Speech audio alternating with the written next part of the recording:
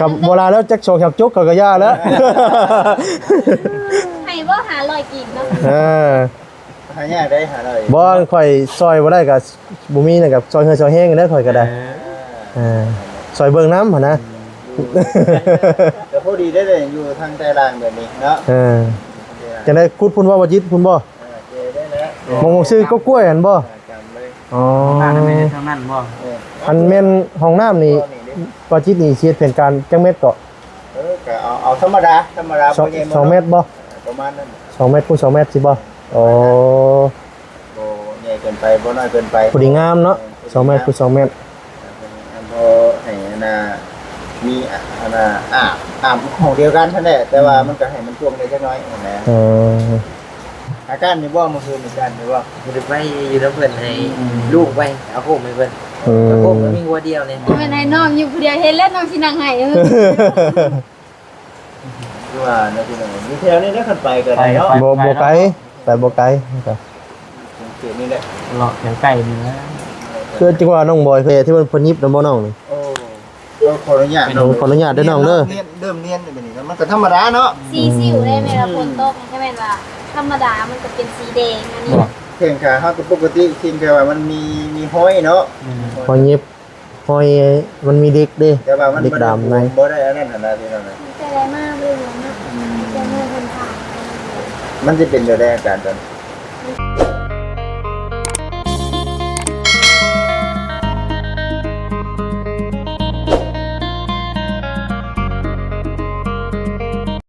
พี่น้องเอ้ยเนาะตัดภาพมามื้อนี้ตอน12พี่น้องเอ้ยเนาะ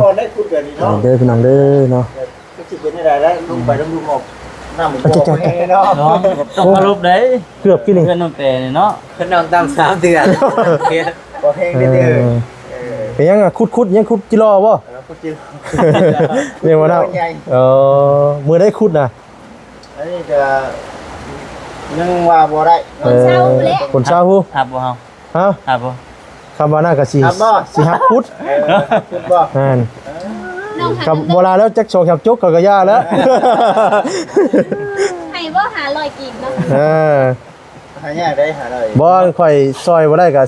บ่มีน่ะกับซอยเฮือซอยแห้งได้ข่อยก็ได้ซอยเบิ่งน้ำหั่นนะแต่พอดีได้เลยอยู่ทางใต้ล่างแบบนี้เนาะจะได้คุดพุ่นว่าบ่จิตพุ่นบ่มองซื้อก็กล้วยหั่นบ่อ๋อทางนั้นบ่อันแม่นห้องน้ำนี่บ่จิตนี่เสียเป็นการจังเม็ดก็ก็เอาธรรมดา2เมตรบ่ประมาณนั้น2เมตรคูณ2เมตรสิบ่อ๋อบ่ใหญ่เกินไปบ่น้อยเกินไปพอดีงามเนาะ2เมตรคูณ2เมตรพอให้น่ะมีอาบของเดียวกันนั่นแหละแต่ว่ามันก็ให้มันท่วมได้จักหน่อยนะธรรมดาที่เราเห็นเนาะโดยไทยอยู่ทางตารางเลยยังตกอยู่เนาะมาเฮาถึงยังตกอยู่บ่จิตผลมานำเด้อก็หลาย2คนนี่เนาะเพราะค่ามานี่ฝนมานำเนาะจักสิมาแต่ดนก็ได้เนาะน้องแต่พอได้ให้มันเย็นแน่ก็แม่นว่าแบบนี้น่ะเดือน6น้องจังสิมาบัดนี้คือแบบมาเลยก็ฝนตกแล้วก็ไถหุ่นแล้วก็วาดก้าโลดแม่นเนาะโอ้ยพี่น้องเอ้ยอยู่ถ้ามันได้ดำหน้าพุ่นเนาะอาบน้ำอยู่หั่นเด้เนาะอาบอยู่หั่นเลยคือว่าแหละพี่น้องเอ้ยมันยังบ่ได้สมบูรณ์แบบเด้อพี่น้องเด้อเนาะเฮ็ดไปก่อนอยู่ไปก่อนนั่นแหละโดยอันนี้ยังโอเคเด้อที่ว่าน้องเพิ่นมาอยู่เฮือนอยู่ซ่านแล้วก็อุ่นไปอีกเดือนนึงได้เพราะสิมาน่ะก็สิว่าได้ว่าซั่นอันนี้แค่นี้เนาะบ่ได้ปากได้เว้ากันเนาะบางสิ่งบางอย่างมันบ่คือเจ้าของเฮือนมาเด้เนาะเฮือนมาแบบมันเจ็บปวดแล้วคนเดียวมันแดดมันนายเดี๋ยวเฮาก็กินนั่นออกไปเนาะเนี่ยแล้วฝนตกจังได๋ก็เห็นฝนก็ขุดนี่เด้ขุดคลองน้ำนี่ได้ไปนี่เนาะแม่นมันจังบ่ไหลเข้ามาในกระล่างเด้ผู้ชั้นบ่ได้นอนคักๆบ่แรงเพราะว่าน้องบอยไปก้านอึ้งบ่แรงอาการนี่บ่เมื่อคืนอาการนี่บ่อยู่ไปอยู่แล้วเพิ่นให้ลูกไปเอาโคมให้เพิ่นโคมมันมีหัวเดียวนี่เป็นให้น้องอยู่ผู้เดียวเฮ็ดแล้วน้องสินั่งให้คือว่าในที่นั้นมีแถวนี้ได้ขึ้นไปก็ได้เนาะบ่ไกลแต่บ่ไกลครับเ เขตนี่แหละ เลาะแถวใกล้นี่นะ คือจังว่าน้องบอยเคยไปอยู่บ่ครั้งแรกเนาะเคยแล้วเนาะ อยู่คือแม่ว่าอยู่บ้านตัวเอง12 โมงยังบ่เห็นเฮือนเนาะ ไปกับทะเลฮอดทินไปทินมันที่แท้เนาะ ยังบ่ลื่นยังบ่ลื่น ยังบ่เด้ง ผมลื่นห้อยแนมไปทั้งสดเนาะ โย ได้ยังสิกินมานี่ เจ้านี่ต้มอึ่ง ต้มอึ่งเลย ตีนต้มมาม่า พอดีได้แหละเนาะซื้อของกินชุกมา ต้ม ทอด ต้ม ปลา ต้ม แต่ว่าเรื่องเป็นไรปวดบ่นี่ ปวด อันนี้มันเพที่มันพนิบแล้วบ่น้องนี่ โอ้ก็ขออนุญาต ขออนุญาตเด้อน้องเด้อ เริ่มเนียนแบบนี้มันก็ธรรมดาเนาะ สีสิวได้ไหมล่ะฝนตกใช่ไหมล่ะธรรมดามันจะเป็นสีแดงอันนี้ แข่งขาเฮาก็ปกติทีมแค่ว่ามันมีห้อยเนาะ พอเย็บหอยมันมีเด็กเด้ แต่ว่ามัน เด็กดำใน บ่ได้อันนั้นหั่นน่ะที่นั่นน่ะ มันจะแรงมากเลยนะจะเมื่อคนผ่าน มันจะเป็นอยู่ในอาการตอน มันปวดสีเป็นคัน คันอยู่ในเลย คันสี แต่ว่ายาเนี่ยเขาต้องได้กินตลอดบ่ กิน คือปัจจุบันนี่ดิ กินเนี่ยเด็กนี่ก็กินไม่เช้าเลย กินไม่ได้เช้าเที่ยงเลี้ยงสิบ่ตัวกินแต่สักเม็ดเดียว กินลายอะนะ กินเท่าเดียว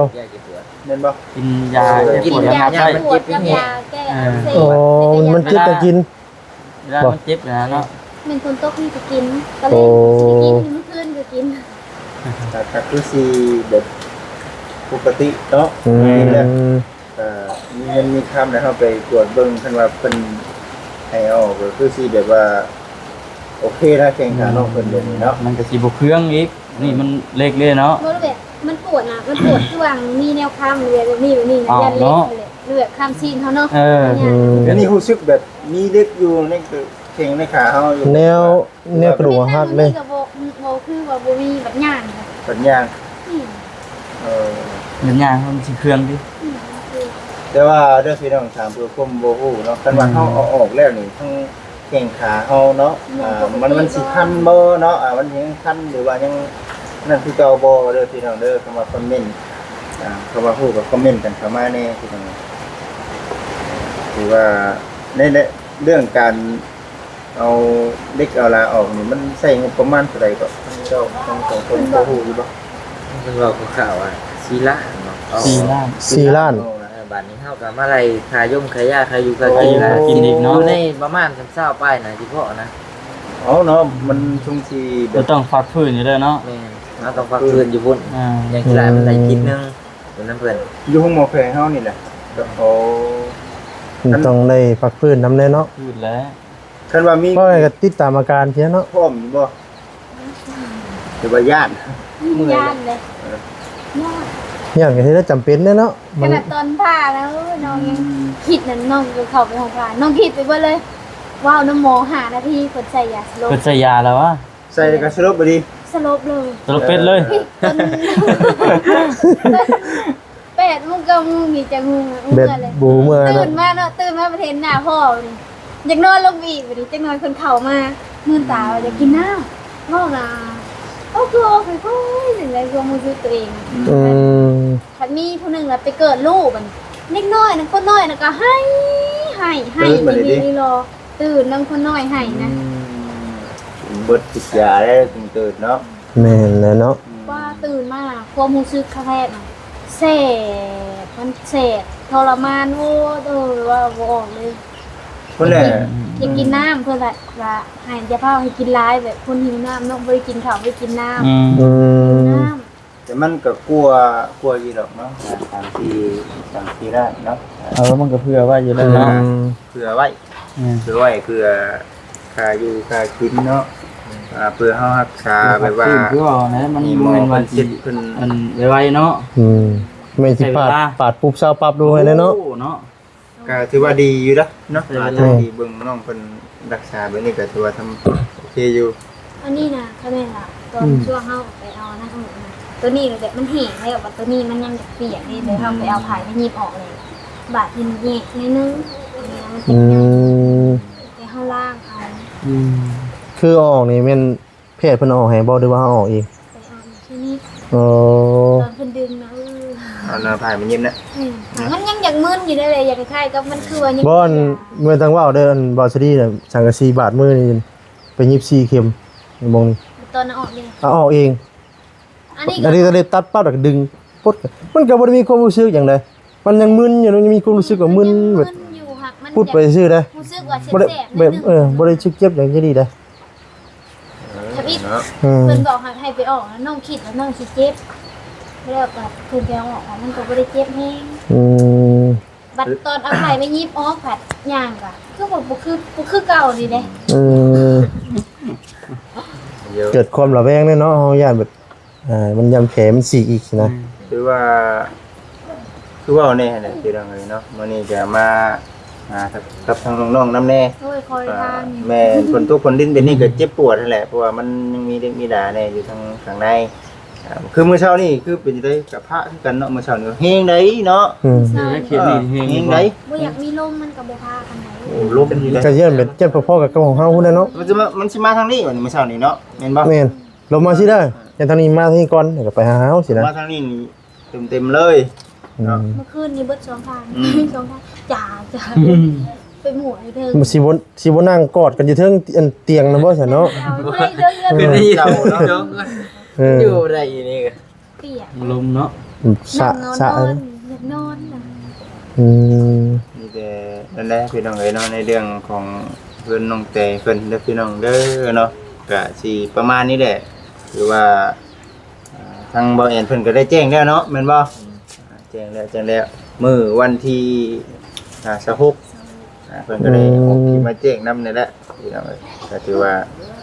อีกบ่ล้นบ่นานมื้อนี้24ป่ะ ซะสิซะสิ บ้านใหม่ มื้อ เนาะ เบิดมื้อถึงวันอาทิตย์ถึงวันอาทิตย์พอดี วันอาทิตย์บ่ แม่น อีกสองมื้อ สองมื้อที่สองจังหว่าแม่น แม่น ก็เบิ่งไปพี่น้องเนาะ ทางว่าคนสิบ่ตกอีกนะว่าเนาะ อืม ตกไปสิก็โอ้ย ชมเย็นเลย เย็นเลยแข็งเลย ชมเย็นเลยโอเคอยู่กัน เนี่ยแล้วขึ้นก็คาว่ามาบ่ทงบ่ทันกับทั้งมีตู้แล้วแลพาขึ้นก่อนเนาะ ขึ้นก่อนเนาะบ่ มีตู้แก้วพาขึ้น กับเบาเอ็นหั่นแหละ แม่นกับทางเบาว่าบอดเบาดีพุ่นแหละเนาะ บ่เบาดีอย่าลืมเนาะ แม่น โทรบอกเพิ่นอยู่คืออีกว่ามื้อนี้สิมา อืม บัดน้องผัดบ่ได้ออนมีแต่เต็มมื้อคืนนี่ อืม วันนี้เพิ่นก็บ่ได้มาฝนตกคือว่าแหละพี่น้อง แม่นฝนตกฝนลิ้นเนาะ ปกติแหละเพราะว่ามันฝนตกอารมณ์แบบนี้ ไปหยังมายาก ไปย่างมาเนี่ย นี่ทางเพื่อนเนาะ เนาะหาจังหวะออกมา อันนี้ก็โอ้เนาะอันน่ะนอนเด่นอยู่พี่น้องเนาะมันฝนตกแห้งเด้ฝนตกแห้ง นั่นถึงจะรับเลยดิ ได้ป่ะนอนเด่นน่ะรับไปดีพี่น้องเอ้ยเนาะ บ่สินอนเล่นบ่ สินอนเด่นมันรับไปดี เล่นนอนไปแล้วมาเล่นไปได้มารับซ้ำ รับซ้ำเนาะ อืม แม่นผู้ใดพี่น้องเอ้ยเนาะก็เบิ่งคือสิเพิ่งเติบอยู่ดอกไป แต่ว่าเรื่องอันสาวเฮือนครัวเจ้านี่เพิ่นสิมาเฮ็ดมื้อใดก็สาวตัวนี้ ตั้งเช้า สาวตั้งสาวนี่นะของทาง เจ้า เจ้าปล่อยเองเพิ่นนั่นน่ะบ่แจ้งน่ะบ่ ยัง ยังบ่ นี่ก็สร้างยังบ่ได้มาดีเป็นแต่สร้างที่เพื่อนมาแก้ที่เอาขึ้น จะสิมาให้ขึ้นนํกันเลย โอ้ โอ้เบิ่งไป ยันจะเป็นสร้างอันเดียวกันเนาะ เดินเดินทาง อืมเพิ่นมาเฮ็ดเฮือนของตู้แก้วแล้วก็มาเฮ็ดให้เลยสินะคิดว่าเนาะเอากันยัง ค ไง นก็บ่เศร้าจักเทื่อ อืม เอิ้นมื้อเด้อมื้อนี้ โอ้น้าป้าไปนี่ ป้านี่เด้อให้นั่งน้องบอยไปก้านอึ่งกันกบ อยู่ใน ไก่ พุ่นบ่ ต้ม เลย นี้บ่ได้นอนกัน แรกๆน้องแปลว่านี่ได้เงินใหม่เงินงามแล้วบัดมีมุกดีใจนำ เพื่อมีทางเพื่อเพิ่นแต่งตัวให้พี่น้องเนาะทางผู้ชานหักบันหยังบัดจะพุ่นพากันอันเฮ็ดเวียกหยังก็ เฮ็ดมันเดียวกับประเทศเนี่ย โอ้ เฮ็ดธุรกิจมัน บุกมันเออ ปลูกมันแล้วก็มาก่อนเนาะ มันราคาแพงได้ดี บ่ปลูกเรียบร้อยแล้วบ่มัน คืออยู่พุ่นน่ะเพิ่นเฮ็ดขายมันดิบบ่คือขายมันแห้ง มันแหง มันก็เดี๋ยวแต่บางคนเขาก็มาง่ายก็คล้ายมันดิบ อืม อืม พวกอย่างแบบใดราคาแพงคล้ายมันแหง มันผัดไก่เนาะส่วนหลายปลูกคือผู้ ขึ้นภูเนาะว่าไงก็ปลูกอยู่ภูแต่คืออยู่ทางอันซิปูนแม่นซิปูน ยันตะกิ้งลงแล้วพลาดวันหนึงตะ เพิ่ กิ้ น ง บ่เอาลงนี่แหละเนาะเพิ่นใส่กระสอบแล้วถิ่มลงมาแล้วบ่เนาะ บ่อันนี้มันเป็น ถามน้องบอยเบิ่ง มันก็เพียงแบบสี่เลยใน อ่ะบ่คือแถ มัน เซโป มันโน่นขึ้นสิมันสิว่าจะเจิดขึ้นสิ บอ บ่ ยลงได้นะ แม่นเซโป เพียง ใน ไป ค่อยน้อง อ๋อแต่เป็นดินนูนติดภูโอ้ไปสิเทปูนบ่ได้แล้วเนาะชั้นนี่น่ะ หนึ่งกิ่งหัวถิ่มลงเลย อันนี้อยู่ว่าน่ะ มันก็มีอยู่เป็นบางคนก็กระถางขึ้นไปเลยเขา บางคนอยาก ตีนผู้แล้ว บางคนอยากปลูกเพิ่มสินะเนาะ แม่น อืมมันก็แล้วแต่เจ้าเนาะ แม่น แล้วแต่เจ้าไผเจ้ามันผู้ใดเพิ่นอยาก บ่คำในบ่ปลูกมันบ่ มาคามุยอันบอลสิปุ มื้อนี้แถวนี้น่ะเป็นสวนยางเบิดเลยมาบ้าน ตะกี้บ่ได้มีบ่ สวนน้อย นับมือเลยเลยใหญ่ บางน้องอยู่นี่ก็สวนน้อย มันใหญ่มากเลยให้มืดบ่ได้แนมเป็น อะไรเองว่าบัดใหญ่จัก2-3 ปีกรีดยางเลย ติดยางเลย ให้น้องแต่กรีดยางบ่ต้องไปใช้บัดนี้ แบงค์ใดบัด กับน้องบอยเรียกประจำอยู่นี่เลย แม่นธุรกิจยาง นี่ก็เป็นสวนยางได้แม่นบ่นี่ แม่นแม่น ใกล้ๆนี่โอ้คักปัญญางได้นี่ ประมาณนี้แหละทำได้ ห้ามไว้ได้ผลกันเนาะโอ้ อย่าย ทวง สิมื้อได้อยู่บ่เนาะบาดนี้ โอ้ยนอนนี่ก็ได้ อย่าไปนอนนี่เด้อน่ะคือน้องแต่ยังบ่ได้นอนคืนนี่ ก็นั่งนำกันได้แล้ว4คนนี่นั่ง คืนนี้ฝนสาดมานี่เนาะยันแม่นนี่นี่หอยเข้ามานี่ หน้ามันไหลหลาดมานี้เอาละปั้งไหลขึ้นมาจะได้คือแบบมันไหลออกนี่เด้บ่ได้ไหลลงได้ไหลแต่พูด ถ้าพูดสูงกว่าบ่แม่นบ่ บ่จัก เอาน้ำขึ้นหลายโลพี่เบิ่งนี่คือสิไหลพุ่นแท้เนาะ แม่นเบิ่งก็คือจังทางนี้ครับบ่แม่นมันไหลมาแต่พูดแล้วมันมาออกนี่ เออ จะไหนเด้อเนาะ จักจังได๋ จะน้อยจะให้น้องพุดคุดอันนี้แหละพี่น้องเนาะใกล้ดอกมุงใกล้ๆเนี่ยเนาะนี่ปอกจะนี่ขุดกันเบิ่นๆไว้แท้เนาะแม่นบ่ห่างเบิ่นๆได้เมื่อคืนนี่เนาะ ผมเบิ่นแน่เดี๋ยวนี้เพิ่น แห้งอีกได้น้ำไหล แรงก็คือสิเติบหนึงอยู่พี่น้องเอ้ยเนาะถ้าฝนบ่ตกก็สิได้นอน กับบ่ตกก็ ที่30ผมบ่จักคนนี่ จะหานอนได้บ่ได้นอนเมื่อคืนไปตู้เราบ่ได้มาเล่นนำบ่คืนนี้ ด้วยเราก็ยานพอแล้ว เราก็ญาติพวกเราเนาะเราก็ซนพุ่นแล้วเราก็ได้แต่มีหยังก็ปรึกษาทางมีตู้เราหั่นแหละเราอยู่ใกล้ปรึกษาเริ่มเราเป็นได้ค่ะทางน้องบอกทางทีมงานไอเตียงเพิ่นน่ะบ่เดี๋ยว น้องบ่ได้เปิดออนตั้งแต่มื้อคืนนี่ แม่นบ่มีนะ แบตก็เบิด เอาฉากนี่บ่ได้บ่น หมอน้อง มัน บ่อยาก บ่มีแดงก็จะกี่เฮงแล้วเฮ้ย บ่มีใส่กันเนาะอย่าลืมบอกทางทีมงานอ้ายเพิ่นนำเด้อทางน้องก็ได้ นิดก็เบิดยังบ่ได้ออกไปซื้ออยู่ ฝนที่แล้วฝนตกสิเนาะไปใส่ก็ยากเนาะ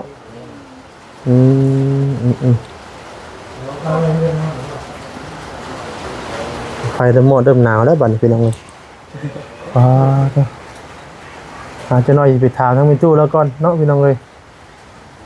คือไหม้เด้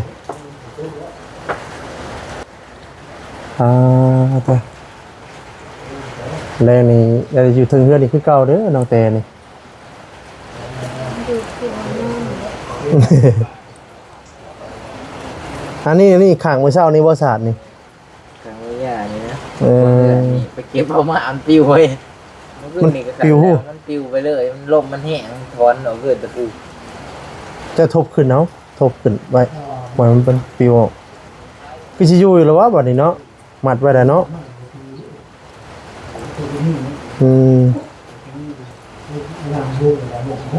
สายพี่น้องเนาะเดี๋ยวไปหาทั้งในตู้แล้วกันเด้อน้องเด้อเป็นนี่ได้ในตู้แล้วอยู่บ่ล่ะ อยู่เคย ไปฟ้าเด้อพี่น้องเลยฝนปอกแป๊กมาอีกเลยพี่น้องฝนพักผ่อนใช่ก่อนพี่น้องเลยเนาะไปเด้อพี่ยังพี่กบบ่ บ่ปิ้งหนูหลายมื้อแล้ว ปิ้งหนู เจ๊เอาให้ โอ้คักดีดอกมันสวย ยังก็เอามาให้นะ เจ๊แอ เจเอน ายแอหักห้องละเจ๊ บ่มีบ่นั่งอ่ะดิเด้เนาะโคตรอีนี่ว่า นั่งไปด้วย เรี แล้ ยกว่าในฮะ ผ้าเฮือนบ่ทางไปตู้ก็ได้ ฮะ ฝนผ้าเฮือนบ่ อุ้มกับผ้าบนนี่แหละเนาะ ตะปูยังแม่ ใช่ อันนี้แหละ ตะปูตอนนั้นบ่มีกระแจเอาตะปูไปใส่แล้วตะปูคัดตอกเนี้ย เป็นเบิ่งว่าเป็นได้ นั่นคือตะปูสิผมมุกบ่งางอยู่พุ่นเหรอ เทวจิต เบิดหูตะปูเบิดละหัน นี่มันยังอันนี้ อันนี้ยังว่าเนาะ อันอัดได้ อันนี้ได้อีก บัดประหารมันนี่แล้วก็ตอกอัดอันนี้เป็นชุดมันบ่มีอันนี้กระแจได้เบ้ารีหาก็ซื้อมาให้เลยเจาะอันนี้ โอ้เอามองไงตอกปูใช่กระทบเข้า งัดเข้างัด เอ เข้า อ นะ โอ้ปูมีกระเจ มันบ่มีกระแจ โอ้ บ่มีแผ มัน ง ก็บ่เห็นได้อันนี้เนาะ อืม มันก็สบายอยู่แล้วมีแผง โอ้ได้เนาะ ท่านนี่ก็บัดเห็นก็เห็นบัดบ่เห็นก็บ่เห็น แท่นหลานชายไปใช่ไหมนี่ โอ้ยลิงขี้โตมันจะไปแต่ชี้โตแล้วนุ่งเสื้อชามตัวนี้ในบ้านว่าที่ห้องก็ได้ว่าอยู่นะฮะ ท่านน้องทิ้งเนาะ กินวัดอยู่มันดิ เอามาให้แม่ตู้เลยจักตอนจักไหนว่าซั่นนี่หยัง ชื่ออันนั้นเด้ว่าชื่อมาเพื่อว่าซั่นนะว่า เมื่อเช้านี้น้องแต่เพิ่นเอาพบให้บ่ทันกินหรอก โอ้ พบมาเป็นหนึงกับอึ้งพบตัวผู้นะปิ้ง อื ให้กันกินแล้ว มโดยโดย พบใหญ่เห็นเพิ่นสิอ้อมเพิ่นเยิงเบิ่งป้า เออ ไปตายานจะกินรถสิโตกันบ่กินดอกแบบนี้ว่า ญาติบ่ ใหญ่ บ่แม่น ว่า ยานย่ํบ่ได้แก้ว กระดูกมันแข็งเนาะ บ่ได้ นี่แหละพี่น้อง จะลื่นกินนะ อืมโดย โอ้ยมากันชื่อกันอยู่ดอกอันนี้ฮะเมื่อคืนนี่ก็ครอบให้เขาอันนี้ครอบเบิดให้เดียว บ่ถามเบิ่งเด้งหวยได้เฮ้ย บ่บ่ได้ถาม เป็นได้ทำมีตู้พันดีอยู่บ่ ลืมถามทั้ง คืน น้อง นี้ ฉัน บ่ เนาะ ได้สู้ผ่านได้คืนนอนหน่อยหนึง อืม มันหนาวมันเปียกผ้าห่มเปียก ก็ได้บ่ได้พัน บ่มันกินเนาะมันเปียกนี่ก็ตูดมานี่ตูดผ้าเดี๋ยวไปมาดิ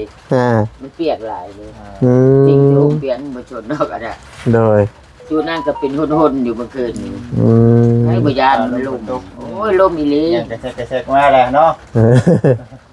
แต่น้องแต่พี่น้องเนาะ มาต้อนพี่น้อง นั่งแต่เพิ่นว่า ด้วย ว่า กันมีเป็นปันกัน นั่งแต่เพิ่นว่าว่าเพราะว่าเพิ่นบอกว่าสิตกวันที่30 ค่ะโอเค เนาะ โอเค มาจิตซื้อมา ก็บอกก็ใจหลาย โอเคเอาไปกินเลยจะมากินข้าว เมียงเขียนแล้วปี้ยังน่ะตู้ปี้ยังเขียน หนูเหรอ ดูแน่เอาให้ได้3-4มื้อเลยหักลืม 3-4 มินแล้วลืมดมรถเชื่อนะ อุ่นกินเนาะ เราเอาให้ อืม ก็เราไปเฮ็ดวันนี้แหละเราเอาให้แก โดย วงดูแซ่บคือปิ้งหนูใช่ป่ะ พวกอันนี้คือละแซ่บอีก คือว่าอยากรู้ยังไงเนาะ ว่าหวานมันมากเท่าไหร่ โดย ใครบ่อยากในนี้เนาะ ใส่พี่น้องเนาะสำหรับที่นี่กับทางวัสดีก็สิได้ขอจบคลิปเสียก่อนพี่น้องเอ้ยเนาะผิดพลาดประการใดเนาะขอโทษขออภัยนำพี่น้องเอ้ยเนาะ ลำไหนก็ไป แล้วมาเอาพูดไปกัน โอ้ไม่ไปกัดเอ้ยไปจักนะไอ้น้องไอ้แต่บ่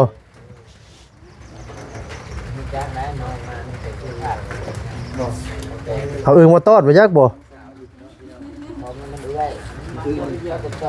อืม